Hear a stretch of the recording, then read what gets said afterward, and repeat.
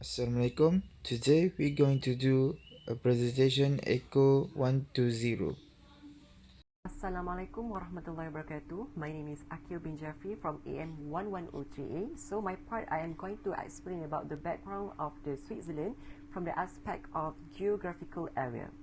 Switzerland, located in the heart of Europe, is among the small nations of the world. It is 41,300 square kilometers and shares its borders and its three main languages with Germany, France, Italy, Austria, and Liechtenstein.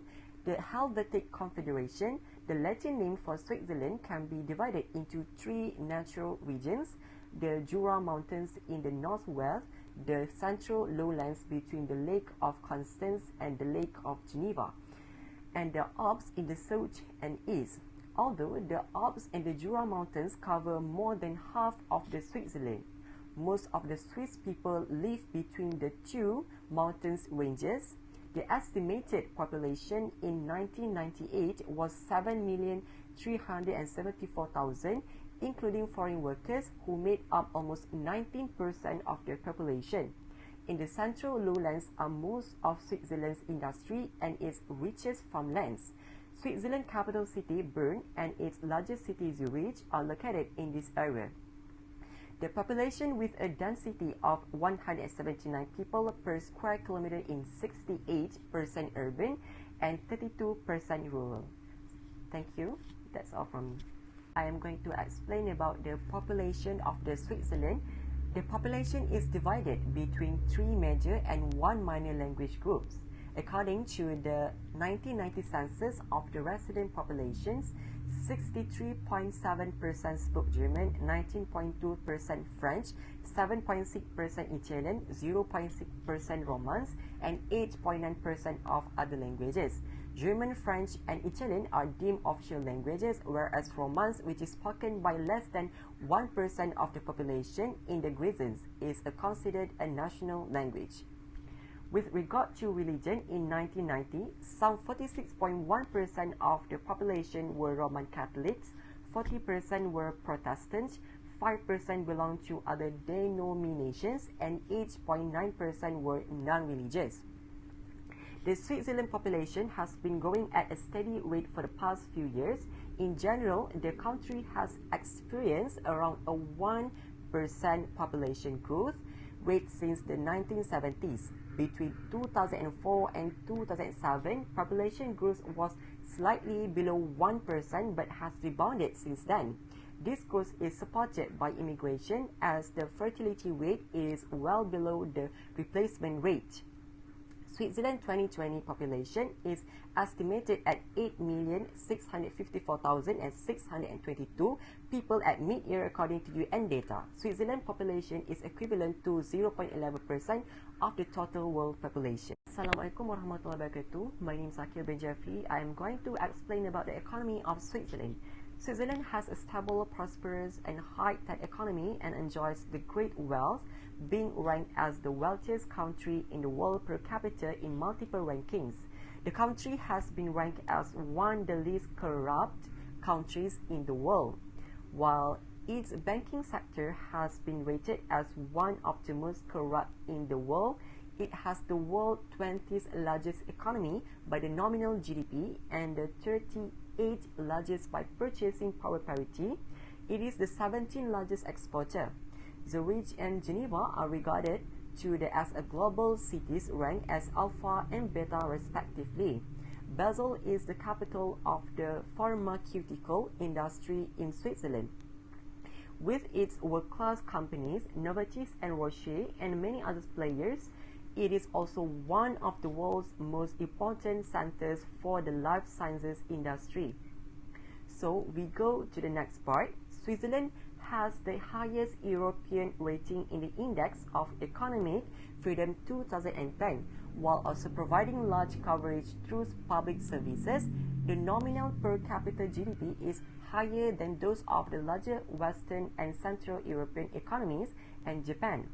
In terms of GDP per capita adjusted for purchasing power, Switzerland was ranked 5 in the world in 2018 by World Bank and estimated at 9th by the IMF in 2020 as well as 11 by the CIA World Factbook in 2017. That's all from me. Thank you. I'm going to explain about the leader of the Switzerland. The President of the Swiss Confederation, also known as the President of the Confederation or colloquially as the President of Switzerland, is the head of Switzerland's 7-member Federal Council, the country's executive branch, elected by the Federal Assembly for 1 year. The office holder chairs the meetings of the Federal Council and undertakes special representational duties. First among equals, the President of the Confederation has no powers over and above the other 6 councillors and continues to head the assigned department. Traditionally, the duty rotates among the members in order of seniority. The Vice President of the Federal Council assumes the presidency the year after the office holder's tenure. The President of the Confederation is not the head of state because the entire Federal Council is the collective head of state. As we know, the constitutional provisions relating to the organizations of the federal government and federal administration are set out in Section 1 Organization and Procedure of Chapter 3 Federal Council and Federal Administration of the Title 5 Federal Authorities of the Swiss Federal Constitution at Article 174 to 179. Article 176 specifically relates to the presidency. Assalamualaikum, my name is Amir Rashidi Berunaizu. I want to present 10 years inflation and employment data of Switzerland. Inflation as a measure by the Consumer Price Index reflect the annual percentage change in the cost to the average consumer of acquiring a basket of goods and services that may be fixed or changed at specific interval such as yearly. Inflation rate of Switzerland in 10 years, which is since 2010 to 2019. Switzerland inflation rate for 2010 was 0.69%, while in 2011 it decreased to 0.23%, while for 2012 it decreased to negative 0.969%, and for 2030 it's negative 0.22%, while in 2040 it's negative 0.01. For 2050 it's negative 1.14% and negative 0.43 for 2016. In 2017 it was 0.53%, and it increased in 2018 for 0.94%, and lastly 2019 it was 0.36%. Secondly is unemployment. Unemployment refers to the share of the labor force that is without work but available for and seeking unemployment. Unemployment rate of Switzerland in 10 years since 2010 to 2019. Inflation rate for 2010 of Switzerland was 4.81%, while in 2011 was 4.41%, and it increased to 4.49% for 2012 and 4.75% for 2030. In 2014 it was 4.38%, while inflation rate for 2015 was 4.80%. It increased on for 2016 was 4.92% and 4.80% for 2017. While in 2018 it was 4.71%, and lastly it decreased to 4.5% 3.58% in 2019. The first thing that has been having the cause of why unemployment rates in Switzerland will reach 4% annually every single year is because there are too many graduations that came out. This issue becomes serious when the average number that a company wants to hire is not well balanced.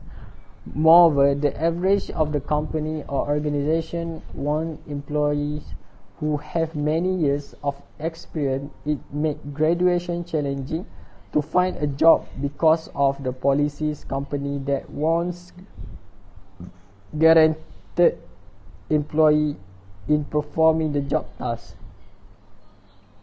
Besides, number of graduates keep increasing because of the technology's improvement, which it assists the student in education. Nowadays, job opportunities are more shrinking, which exceed the capacity of the employees. Moreover, people become lazy and overly selective jobs. They would rather be unemployed than work anything. The unemployment rate in Switzerland, as described by the International Labour Organization, grew from 4.6% to 5.3% over the same time. 216,000 employees were without a job at the end of the September 2020, a rise of 35,000 relative to the same date in 2019. The youth employment rate is 8.16% lower than Spain, Sweden, Italy, and so on. Factors that lead to this situation are disparity between the needs of workers and the needs of the employers. The present business, which has now shifted in line with a more challenging economic environment, which electronic and computer science information and skill, employers require more trained workers apart from being able to think flexibly and having to understand and improve themselves, graduate independently and in natural way than those who rely on the academic side. When conversing about unemployment, this is a negative problem in a society that is impossible to overcome. The graduates, they would be unemployment for too long if they also unnecessarily choose a career. That's all from me. Thank you. Assalamualaikum warahmatullahi wabarakatuh. My name is Afin Azmi Muhammad Zalal, and I'm going to present about the public policy in Switzerland. The first is fiscal policy. Fiscal policy refers to the use of government spending and tax policy to influence economic condition, especially macroeconomic condition, including aggregate demand for goods and service, employment, inflation, and economic growth. It's also measure employed by government to stabilize the economy, specifically by manipulating the level and allocation of tax and government expenditure. There are two main types of fiscal policy, which is contractionary and expansionary. The contractionary fiscal policy is undertaken to pay down government debt and to cap inflation. In this case, government spending is lower than the tax revenue. Meanwhile, the expansionary fiscal policy aims for boosting the economy, and it often used during an economic downturn, the situation of high employment rate, or other truncate pace of the business cycle. In this instance, the government spends more money than it collects in tax. Switzerland's fiscal and monetary policy was typically for the group of small neutral countries, but we are going to focus on fiscal policy. The Netherlands and the Scandinavian countries took the same approach during and after the war. Consequently, all five small neutral had to cope with inflation, social unrest, deflation, and banking crisis. They differ only with respect to the extent of inflation and of deflation and severity of banking crisis. With the fiscal policy, it can help to reduce inflation. It is because it involves the government changing tax and spending level in order to influence the level of aggregate demand. To reduce inflationary pressure, the government can increase tax and reduce government spending. Fiscal policy can reduce government borrowing, but is likely to be politically costly as the public dislike higher tax and cuts to government spending. This makes it a limited policy. Next is monetary policy. Monetary policy is the macroeconomic policy laid down by the central bank. It involves management of money supply and interest rate, and is the demand-side economic policy used by the government of a country to achieve macroeconomic objectives like inflation, consumption, growth, and liquidity. There are two types of monetary policy, which is expansionary monetary policy and contractionary monetary policy. The expansionary monetary policy is adopted when the economy is in recession and the unemployment is the problem. The expansion policy is undertaken with the aim to increase the aggregate demand by cutting the interest rate and increasing the money supply of money in the economy. Then the contractionary monetary policy is applied when the inflation is a problem and economy need to be slowed down by curtailing the supply of money. It's aimed to decrease the money supply and the spending in the economy.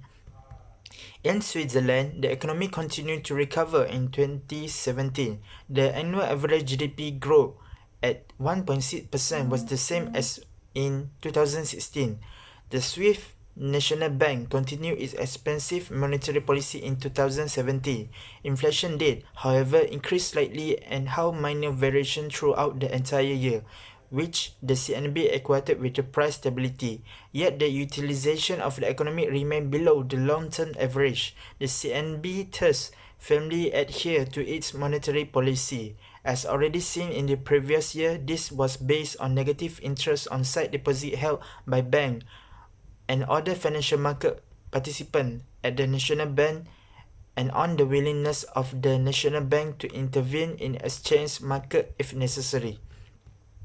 According to the economic theory, in order to stimulate the economy, the Swiss National Bank must increase the money supply, which will cause the market interest rate to decrease or lower. Therefore, the advantage of monetary policy depends on whether increasing the money supply have an effect by the interest rate and the responses of investors to interest rate. If monetary is credible and succeeds in ensuring price stability, inflation expectations are low and well assured. And the last is growth policy. One of the goals of the government is to promote the long-run growth of the economy. In order to do this action, they can adopt various policies. When the government attempts to increase economic growth during a recession, they might decide, among the other things, to lower tax or increase government spending. Fiscal policy is the use of government spending and taxation to influence the level of aggregate demand and therefore economic activity. One of the most important things government can do to help the economic grow in the long run is encourage saving and investment. The economy of Switzerland is one of the world's most advanced free market economy. The service sector has come to play a significant economic role, particularly in the Swiss banking industry and tourism. The economy of Switzerland, first in the world in 2015 Global Innovation Index and third in 2020 Global Competitiveness Report. According to United States data for 2016, Switzerland is the third richest landlocked country in the world after Liechtenstein and Luxembourg, and together with the latter and Norway, the only three countries in the world with a GDP per capita above US 17,000. There are other island nations no mini-stated. That's all from me. Thank you. My name is Muhammad Amirul Fahmi bin Muhammad Amin. I am from AM 1103A. Switzerland has measures to control the problem of inflation and unemployment in Switzerland. To measure the problem of inflation, Switzerland has used monetary policy to control the inflation. It published its conditional forecast for inflation for the next 3 years on a quarterly basis. The period of 3 years corresponds roughly to the time required for monetary policy stimuli to be transmitted to the economy. The conditional inflation forecast serves as the main indicator for the monetary policy decision, but also plays an important role in communicating policies to the public. For the unemployment in Switzerland, the government had made measure of duration can apply to three types of unemployment spell, which is ongoing spell, beginning spell, and ending spell. The average duration of ongoing spell is probably the most widespread measure since its measurement only requires survey or cross-sectional sectional data. The average elapsed duration of ongoing spell is not only subject to a truncation bias but to a sampling bias as well. The sampling bias stems from the fact that surveys sample from the stock of unemployed which contains a greater share of long-term unemployment spell than found in the flows or beginning and ending spell. Thank you. In conclusion, the economy of Switzerland is one of the world's most advanced free market economies. The service sector has come to play a significant economic role, particularly the Swiss banking industry and tourism. The economy of Switzerland ranks first in the world in the 2015 Global Innovation Index and third in the 2020 Global Competitiveness Report. According to United Nations data for 2016, Switzerland is the third richest landlocked country in the world after Liechtenstein and Luxembourg, and together with the latter and Norway, the only three countries in the world with a GDP per capita nominal above US 70,000 that are neither island nations nor mini-states. That is all from us. Thank you.